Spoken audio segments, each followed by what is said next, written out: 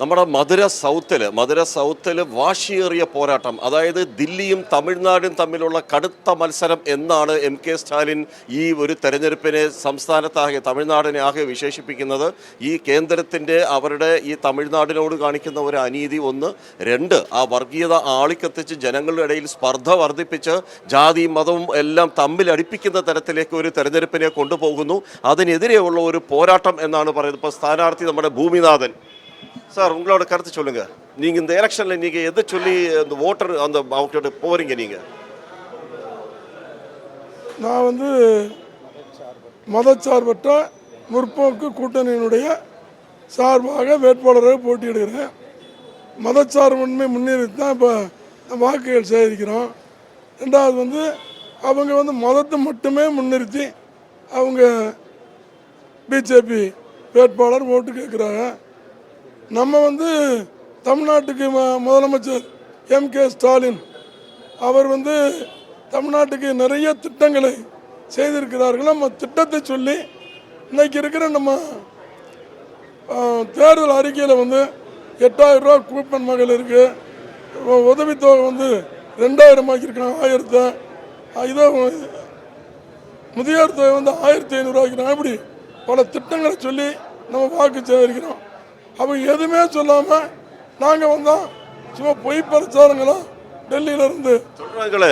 மனிதனை பிரித்து திருப்பனம் குன்றத்திலேயே பெரிய பிரச்சனைகள் கொண்டு பண்ணாங்க. அதைத்தான் சொல்லி கேட்டுக்கிட்டு இருக்காங்க. அது எல்லா விளக்கத்தையும் அண்ணன் விளக்கமாக சொல்லுவேன். முன்னாள் அமைச்சர் இங்கே உதயசூரியன் சின்னத்தில் போட்டியிடக்கூடிய பூமிநாதன் மதச்சார்பற்ற அணியின் பிரதிநிதியாக மதுரை தெற்கு தொகுதியில் போட்டியிடுகிறார். இவரை எதிர்த்து எதிரணியில் போட்டியிடுகின்ற ராம சீனிவாசன் என்பவர் பாரதிய ஜனதா கட்சியின் கொள்கைகளையும் ராஷ்டிரிய சுயம் சேவக் கொள்கைகளையும் அடிப்படையாக கொண்ட மதவாத சக்திகளின் பிரதிநிதியாக மேற்கு தொகுதியில் போட்டியிடுகிறார். எனவே இரு சித்தாந்தங்களுக்கு நடைபெறுகின்ற தேர்தலின் முக்கிய தொகுதியாக மதுரை மேற்கு தொகுதி. திராவிடியன் கல்ச்சருக்கு எதிரான ஒரு இது. அதான் மதுரை தெற்கு தொகுதி.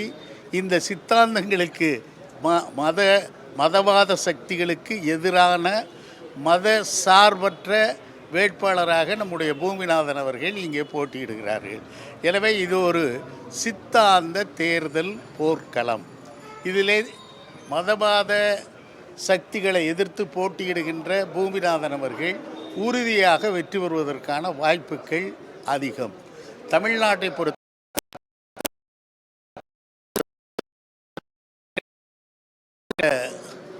இயக்கம் என்பது மத சார்பற்ற இயக்கமாக, மத நல்லிணக்கத்தை நோக்கி தன் பயணத்தை தொடர்கின்ற இயக்கமாக இந்த இயக்கம் தொடர்ந்து நடைபெற்று கொண்டிருக்கிறது. அதிலும் குறிப்பாக சமீபத்திலே டீலிமிட்டேஷன், பெண்களுக்கான ஒதுக்கீடு என்கின்ற இந்த சட்டங்களை நிறைவேற்ற அவசரமாக நாடாளுமன்றத்தை நேற்றைய தினம் கூட்டியிருப்பது என்பது தேவையற்ற, தங்களுடைய அரசியல் நோக்கங்களை நிறைவேற்றுவதற்காக கூட்டப்பட்ட நாடாளுமன்ற கூட்டம்.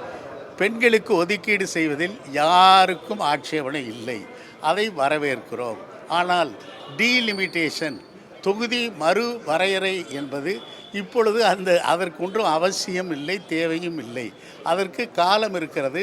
இந்த தேர்தல்கள் எல்லாம் முடிந்த பின்னாலே விரிவான விவாதத்தை நாடாளுமன்றத்திலே பார்த்து கேட்டு அதனுடைய நியாய அநியாயங்களை தெரிந்து கொண்டு அதற்கு பின்னாலே இந்த டீலிமிட்டேஷன் தொகுதி வரையறை என்பதை முடிவு செய்ய வேண்டும்.